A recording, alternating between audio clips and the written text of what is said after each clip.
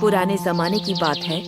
सुखनगर गांव में गौरी अपने 2 बेटों विक्रम और वीरू के साथ रहती थी। गौरी अक्सर बीमार रहती थी और एक दिन बीमारी की वजह से वह चल बसी। मां के जाने के बाद 2 भाइयों के पास सिर्फ विरासत रह गई। बहुत हो गया वीरू, अब तू निकल जा मेरे घर से। कितने दिन से तेरे परिवार का बोझ मैं उठा रहा हूं। क्या तूने कभी एक पैसा कमाया? माँ की दवाई, घर का राशन, बिजली का बिल सब मैंने दिया। और ये देख, ये जमीन के कागज हैं, इस पर माँ के साइन हैं। अब तू और तेरे बच्चे यहाँ 1 मिनट भी नहीं रह सकते। भैया, ये आप क्या कह रहे हैं? इस घर में मेरा भी हिस्सा है। हम दोनों ने माँ बाप की सेवा की थी। उनकी मौत के बाद क्या यही बचा था हमारे बीच? देवर जी, हमने इस घर की जिम्मेदारियां निभाई हैं। हर कोने में हमारे पसीने की बूंदें हैं। आप मेहरबानी करके अपनी बीवी और बच्चे को यहाँ से लेकर जाइए, बस। और कुछ भी मत सुनाइए। कविता, बात खत्म करो। मैं कोई भावुक ड्रामा नहीं सुनूंगा। यह घर अब मेरा है और मैं फैसला कर चुका हूं। भाभी, एक बार सोचिए, क्या हम इतने पराये हो गए? माँ ने तो हमेशा हमें एक परिवार ही कहा था। आज अगर वो होती तो क्या ये सब देख पाती? कविता मुंह फेर लेती है। तभी गांव के बुजुर्ग भोला काका पास आते हैं। अरे विक्रम बेटा, ये क्या कर रहा है? ये तेरा अपना खून है, भाई है। तेरी माँ की चिता की आग अभी ठंडी नहीं हुई और तू इसे घर से निकाल रहा है। भोला काका, आप अपने काम से काम रखिए। किसी के परिवार के मामले में टांग मत अड़ाइए। फिर वीरू बिना कुछ कहे अपनी पत्नी सुनैना और बेटे चिराग के साथ गांव के बाहर नदी किनारे आ जाता है। सुनो, क्यों ना हम यहीं किसी कोने में एक छोटा सा घर बना लें। जैसी जिंदगी है वैसा ही घर भी ठीक रहेगा। क्या कहते हो आप? ठीक कहती हो सुनैना। अब हमें किसी से कुछ नहीं मांगना। चलो, एक बांस की छांव में ही सही हम अपना घर खुद बनाएंगे। लेकिन सुनो, झोपड़ी पूरी करने के लिए लकड़ी चाहिए और लकड़ी काटने के लिए कुल्हाड़ी। हमारे पास तो वो भी नहीं है। तो क्या करे वीरू? रात भर ऐसे ही बैठे रहेंगे क्या? नहीं, मैं गांव जाकर कोशिश करता हूँ। शायद कोई कुल्हाड़ी दे दे और बच्चों के लिए 2 रोटियां भी। पापा, बहुत भूख लगी है। थोड़ी देर और बेटा, पापा जरूर कुछ लेकर लौटेगा। तुम्हारा पेट भी भरेगा और हमारा घर भी बनेगा।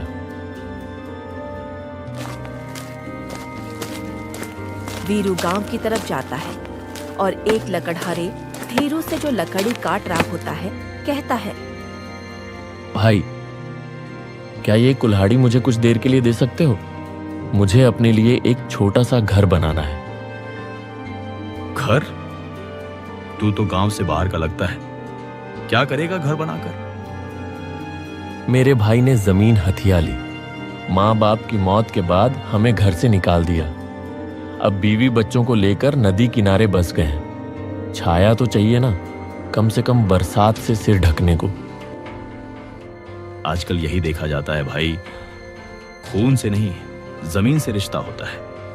ले भाई, ये कुल्हाड़ी भी रख और ये रोटी भी। तू तो अपने जैसा नहीं लगता। भगवान तुम्हारा भला करे भाई, मेरे बच्चे पेट भर के खाएंगे। वीरू कुल्हाड़ी और रोटी लेकर नदी किनारे लौटता है। पापा, रोटी है? बेटा, आज तेरा पेट भर जाएगा और कल से अपनी झोपड़ी भी बनेगी अपने ही हाथों से।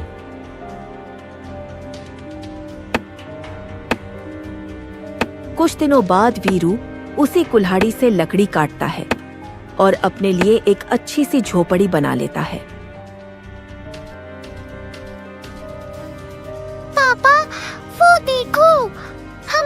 झोपड़ी अब कितनी सुंदर लग रही है।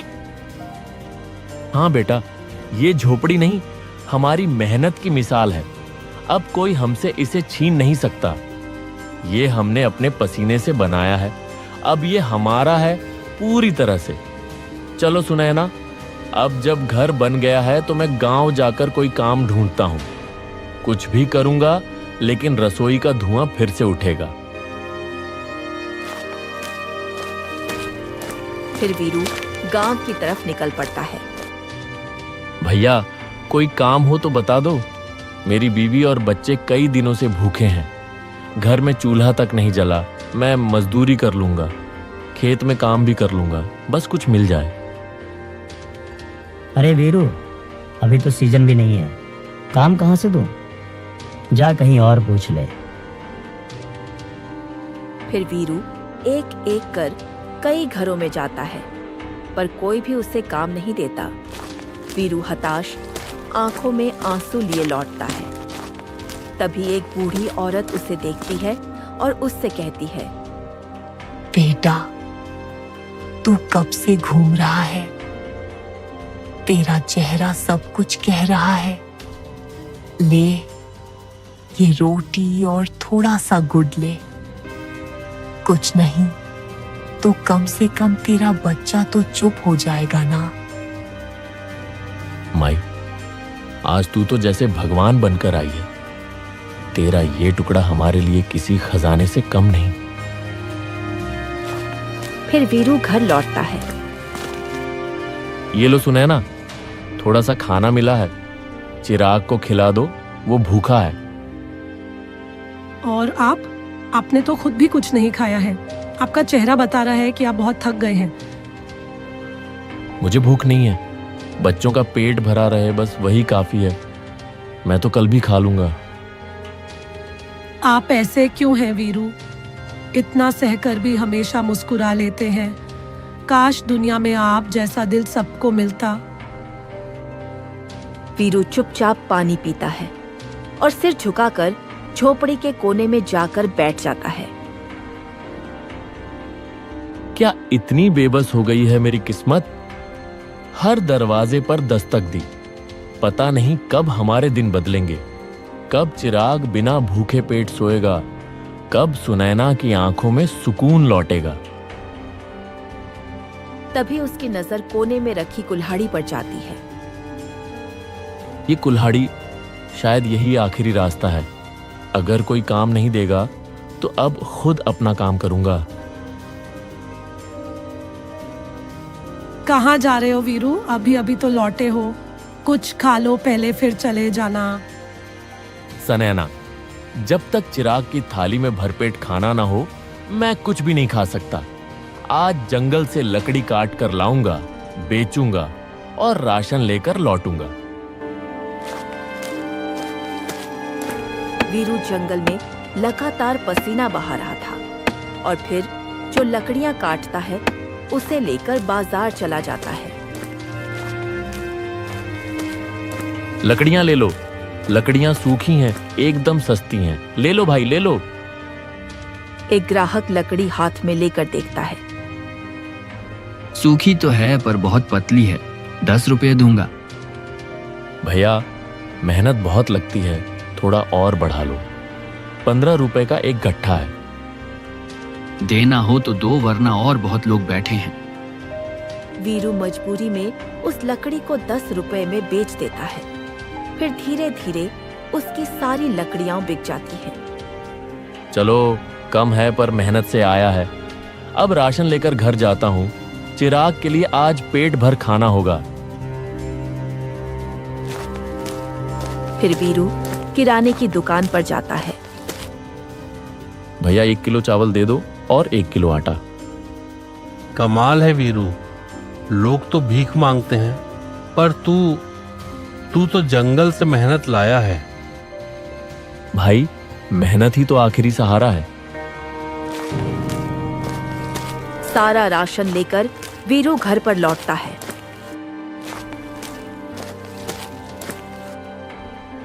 क्या हुआ वीरू? आज सारी लकड़ियां बिक गई आपकी? अरे हाँ भाग्यवान, आज तो जैसे भगवान ने खुद रास्ता बना दिया। हमारी मेहनत रंग लाई, सारी लकड़ियां बिक गईं। हाँ, पैसे थोड़े कम मिले, पर इतना जरूर है कि आज हम तीनों भरपेट खा सकते हैं। चलो, ये तो बहुत अच्छी बात है। कम मिला लेकिन अपनी मेहनत से मिला। चिराग भी कितना खुश होगा। आइए आप बैठिए, मैं आप दोनों के लिए खाना बना कर लाती हूँ। बैठिए। ठीक है सुनैना, आज जो थकान है ना, वो भी सुकून जैसी लग रही है। सुनैना मुस्कुराते हुए अंदर जाती है। वीरू बाहर बैठा चिराग को देखकर हल्की सी मुस्कान देता है। कुछ ही देर में सुनैना थाली में खाना परोसकर बाहर लाती है। तभी झोपड़ी के सामने तपस्वी बाबा आकर खड़े हो जाते हैं। बेटा, 2 दिन से अन्न नहीं खाया। अगर कुछ अन्न हो तो प्रभु के नाम पर दे दो। वीरू और सुनैना एक दूसरे की ओर देखते हैं। स्वामी जी, हम खुद भी 2 दिन बाद खाने बैठे हैं, पर शायद इसी में भगवान की परीक्षा हो। सुनैना आधी रोटी और थोड़ा सा चावल लेकर बाहर आती है और उन्हें तपस्वी बाबा को दे देती है। आप खाइए बाबा, पेट भर लीजिए। हमारे लिए तो हर दिन की भूख है, पर शायद आज आपकी जरूरी है। साधु भोजन खाकर उनसे कहते हैं, बेटा, तेरी सेवा और मेहनत का फल तुझे जरूर मिलेगा। आज जो तूने मुझे दिया है वो कल तुझे बहुत कुछ लौटा कर देगा। मेरा आशीर्वाद है, एक दिन यही झोपड़ी तेरी सबसे बड़ी ताकत बनेगी। वीरू और सुनैना सिर झुकाते हैं। तपस्वी बाबा रात को वहीं रुकते हैं और सुबह चले जाते हैं। कुछ दिन बाद जंगल में वीरू कुल्हाड़ी लेकर लकड़ी काट रहा होता है। तभी उसकी नजर एक लाल रंग के पत्थर पर पड़ती है। अरे ये क्या है जो इतनी तेजी से चमक रहा है? हे भगवान, ये तो कोई साधारण पत्थर नहीं लगता। नीले कमल जैसा रंग, एक अजीब सी रोशनी। ऐसे पत्थर तो कभी कभार ही मिलते हैं। वीरू पत्थर को कपड़े में लपेट कर घर पर ले आता है और उसे सुनैना को दिखाता है। सुनैना, देखो मुझे क्या मिला है जंगल में लकड़ी काटते वक्त। अरे ये कोई साधारण पत्थर नहीं है वीरू। इसमें तो कोई ऊर्जा सी महसूस हो रही है। लेकिन ये तुम्हें मिला कहाँ था? जंगल में। जैसे ही कुल्हाड़ी जमीन पर लगी, वह उछल उछल कर बाहर आ गया। मैंने सोचा इसे संभाल कर रखता हूँ, शायद किसी दिन जरूरत पड़े। तुमने बहुत ठीक किया वीरू। भगवान ने खुद तुम्हारे हाथों इसे बाहर निकलवाया है। ये कोई साधारण चीज नहीं लगती। लगता है हमारी जिंदगी बदलने वाली है। वहीं दूसरी तरफ विक्रम कुछ लोगों के साथ जुए में डूबा हुआ था। हा। आज तो किस्मत तेरे साथ है विक्रम। तू ऐसे जीतता रहा तो एक दिन पूरे गांव का मालिक बन जाएगा। जा लगा दे फिर से सारा दांव एक साथ। डरता क्यों है विक्रम? डरता नहीं हूं। विक्रम सिंह नाम है मेरा। सारी जमीन, घर, खेत सब लगा देता हूं। जीत गया तो राजा बन जाऊंगा। किस्मत बदलने के लिए कुछ तो करना पड़ेगा। वह सारे खेत, जमीन, घर सब कुछ दांव पर लगा देता है। पत्ते खुलते हैं और विक्रम हार जाता है। विक्रम, तू हार गया। अब तेरे नाम कुछ नहीं बचा। सब अब हमारे हवाले है। नहीं, ये नहीं हो सकता। मेरे बाप दादा की जमीन, मेरा सब कुछ, मैंने सब कुछ गवा दिया। अब मैं क्या लेकर जाऊंगा घर? विक्रम थका हारा घर पहुंचता है। क्या हुआ? इतनी देर कहाँ थे? और ये चेहरा क्यों सूझा है आपका? सब हार गया कविता। खेत, घर सब चला गया। क्या कहा तुमने? तुम सच कह रहे हो? तुमने हमारे बच्चों का भविष्य जुए में दांव पर लगा दिया। हे भगवान, हम अब कहाँ जाएंगे? मैंने सोचा था जीतूंगा तो अमीर बनेंगे। मुझे माफ कर दो, मुझे समझ नहीं आया। मैंने लालच में सब कुछ खो दिया। मैंने सोचा था एक बार जीत जाऊं तो तुम्हें सोने के कंगन दूंगा, बेटे को पढ़ने शहर भेजूंगा, इस मिट्टी की जिंदगी से ऊपर ले चलूंगा, पर मैं तो खुद ही मिट्टी में मिल गया। पीछे से उसके दोस्त की आवाज आती है। जब तू जुए में सब कुछ हार गया था तो तूने यह घर मेरे नाम किया था, याद है ना? तेरे पास ठीक 10 मिनट है, अपना सामान समेट और निकल जा इस घर से। यह अब तेरा नहीं, मेरा घर है। मैं अब और नहीं सह सकती। मैं जा रही हूँ कहीं ऐसी जगह जहाँ जिंदगी फिर से शुरू हो सके, जहाँ मेरा बच्चा भूखा ना सोए। कविता बच्चे को उठाती है। वह विक्रम की तरफ बिना देखे घर से बाहर निकल जाती है। विक्रम वहीं का वहीं बैठा रह जाता है। सब चला गया, कविता, बेटा, घर, खेत। मैंने सब कुछ जुए की बाजी में हार दिया। अब मैं किसके लिए जीऊं? कुछ दिनों बाद विक्रम गांव की गलियों में इधर उधर भटक रहा था। भोला काका, कुछ खाने को मिल जाएगा? 2 दिन से कुछ खाया नहीं। चल हट, तेरे जैसे लोगों को ही देख देख के भगवान भी चुप हो जाते हैं। कभी दूसरों का हक मारा था, अब खुद भूखा फिर रहा है। मैंने गलती की थी काका, पर अब कोई तो दया कर लो। दया उनके लिए होती है जिनके कर्म साफ हों। तू तो अपनी लालच की आग में सब कुछ जला बैठा विक्रम। जमीन, घर, परिवार, सब कुछ हार गया। जा यहां से, मेरे पास तेरे लिए कुछ नहीं है। विक्रम हताश होकर पीछे हटता है। भोला काका दरवाजा जोर से बंद कर लेते हैं। फिर ठीक वैसे ही विक्रम एक एक घर के दरवाजे पर गया, लेकिन हर जगह से उसे तिरस्कार ही मिला। हर दरवाजा उसके लिए बंद होता गया। किसी ने पानी तक न पूछा। भूखा, थका और बीमार विक्रम आखिरकार गांव के बाहर एक पुराने पीपल के पेड़ के नीचे बैठ गया। अकेला, बिल्कुल अकेला।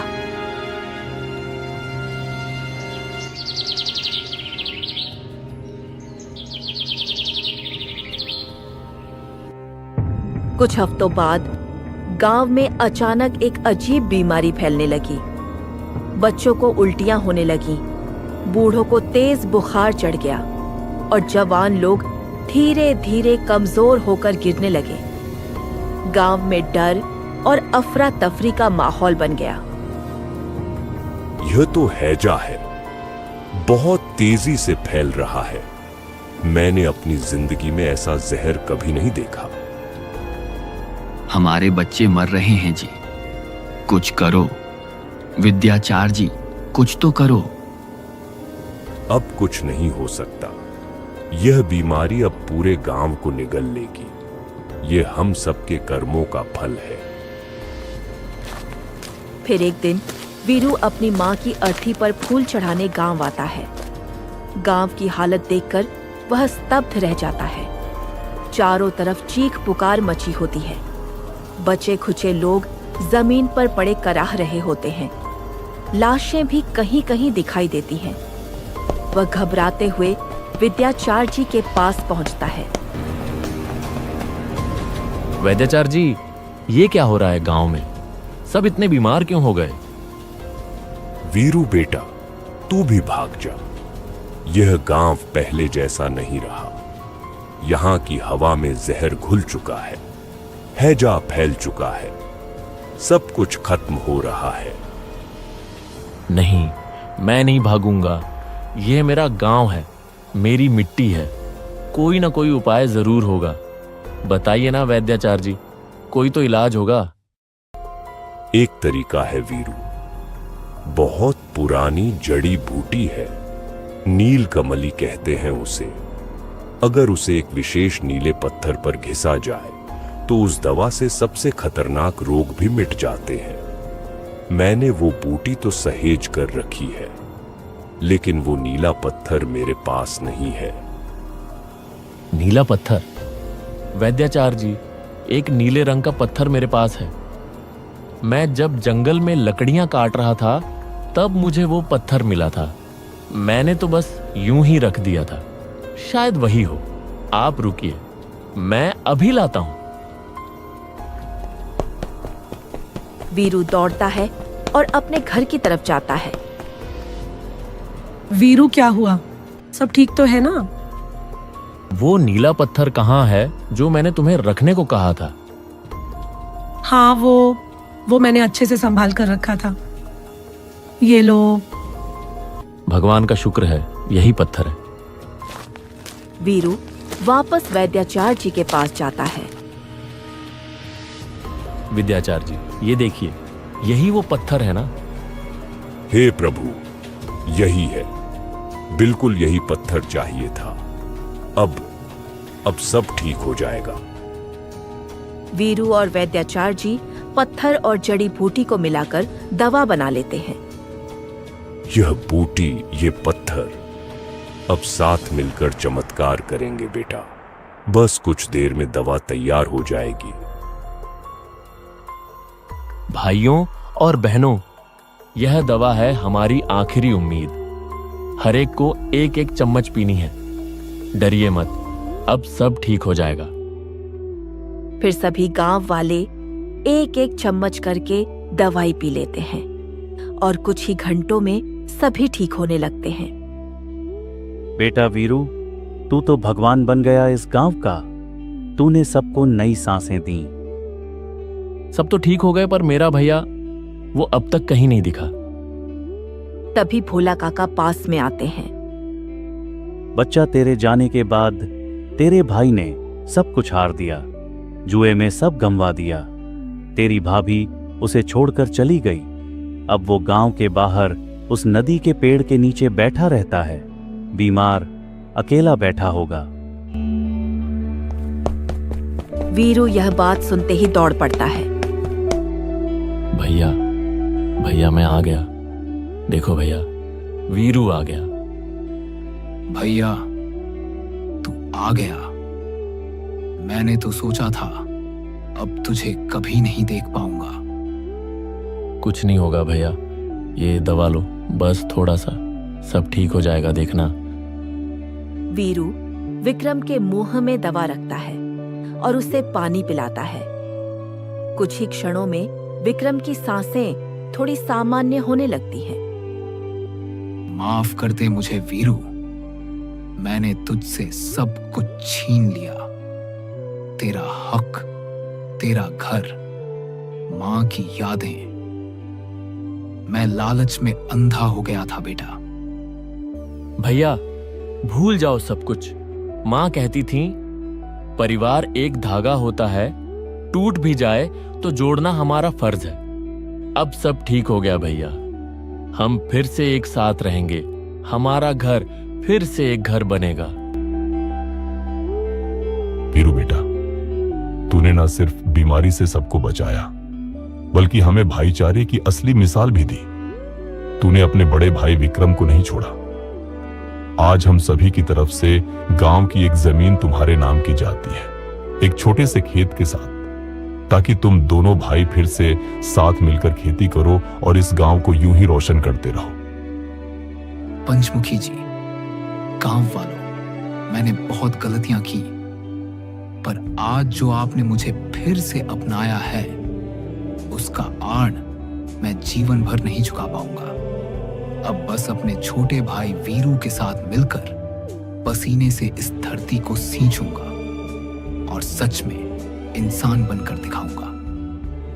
भैया, अब हम कभी अलग नहीं होंगे। जो कुछ भी हुआ वो सब बीत गया। अब हम साथ मिलकर दो घर बनाएंगे, एक तुम्हारा, एक मेरा, लेकिन दिल हमेशा एक रहेगा, भाईचारे वाला।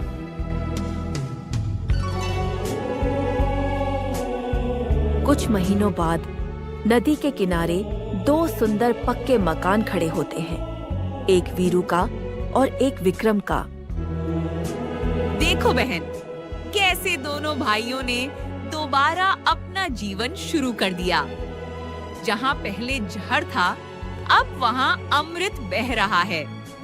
यही है असली घर, असली भाईचारा। बच्चों, इन भाइयों की कहानी याद रखना। जब जब दिलों में दूरियां बढ़ें, तो यह याद आना चाहिए, खून का रिश्ता कभी नहीं टूटता, बस उसे निभाने का हौसला चाहिए।